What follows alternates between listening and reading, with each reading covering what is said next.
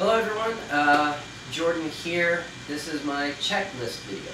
So when we're first teaching alignment and stance, one of the things I get everybody in the habit of going through a checklist. And I picked this up, I think it was Joey Keys back at Vanguard. And I normally start from the ground up. So I have everybody think about, okay, what are your feet supposed to be doing? Depending what your group teaches, this could be like heels together, toes together. For my group, I do heels together, toes apart. So that's the first thing we think about. And then the next thing I have them think about are their hips.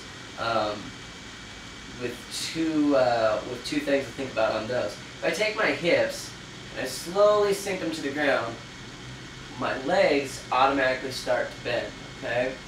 So one of the things I talk about is bringing the hips up out of the ground. Then the next thing we can do is we can take the hips and push them forward like this, and walk around like this, which, you know, especially for the bell front instruments and drums, when your equipment starts getting heavy, you're going to end up kicking out like this, and even for some of the smaller instruments too, but this we'll see a lot of. Or you can take your hips, right, and you can push them out backwards. This is also not aesthetically pleasing. Plus, it breaks vertical alignment, and it makes you look smaller to the crowd. So we take the hips and we place them over the heels. The next thing I talk about are shoulders. Once again, we can droop them down, we can push them forward, get this kind of a bow thing going here, or we can sink them back, even with our hips properly aligned. Once again, we'll still have this crunching the lower back, especially when equipment starts to get heavy. You'll see this happen a lot. So we put shoulders right over our hips, which are over our heels. The last thing I talk about is ears. We do the turtle, right, where we stick things out like this and it looks ridiculous. And here's the big one. We don't want to pull it back like this, and you'll hear the tone quality of my voice change.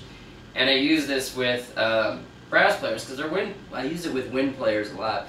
We don't want to restrict this. We don't want to jack with anything involving the neck and chest, because you'll add tension there, you'll mess up your air path, it'll lead to bad tone, right? And marching is a platform for playing. So the vast majority of what we want to do needs to be geared towards playing. So then the very last thing is ears over shoulders. When I talk about it in a real quick manner, I say heels, hips, head. We don't necessarily talk about the shoulders or the ears. We just say heels, hips, head.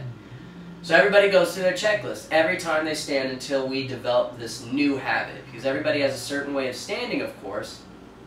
And we need to replace these bad habits or these habits we don't want anymore with good habits. And that takes time. So every time we go to stand, we always stand with our best. And we always go through the checklist. So the checklist, once again, starts with the feet, heels together, toes apart, or heels together, toes together, depending on your school. And we have hips. Are they kicked forward? Are they kicked back? Or are they in line with your heels? We have shoulders. Those are over our hips as well. And then our head is aligned with our shoulders. So then we have heels, hips, head. 3 points, and we've got ourselves a straight line. And then from there, for an attention position, I do long arms.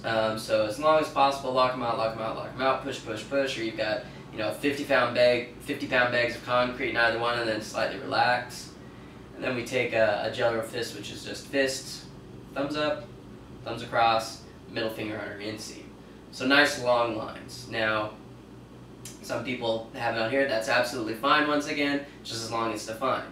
So we have the main body, heels, hips, head, and then we just add basically whatever our arm carriage is going to be. Whether that's holding up, you know, a horn, sticks out for a bass drum or a snare or a tenor. And sometimes I'll even have guard members doing it with me, so we'll be thinking about holding at right shoulder. So once again, heels, hips, head.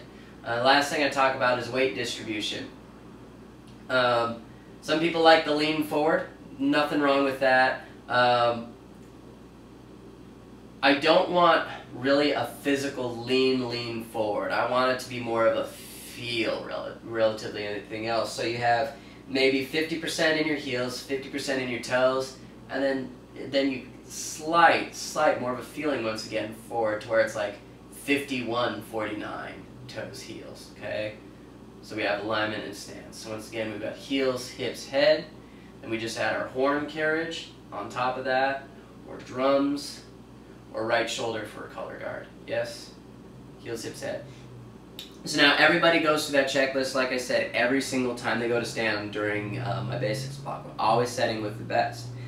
And then what you do is you add the individual parts. So as you go around and you're thinking about the little things you do incorrectly or little habits you need to get out of, if you give the correction, oh, hey, you need to bring your right arm up. Well, then your checklist includes heels, hips, head, and then right arm up. Every single time, you have to think about it. You have to think about it until it becomes a habit. And once you notice and you check yourself and for days you have not made that or have not gotten that correction, all right, so now our checklist is heels, hips, head, and we just start standing with our best all the time.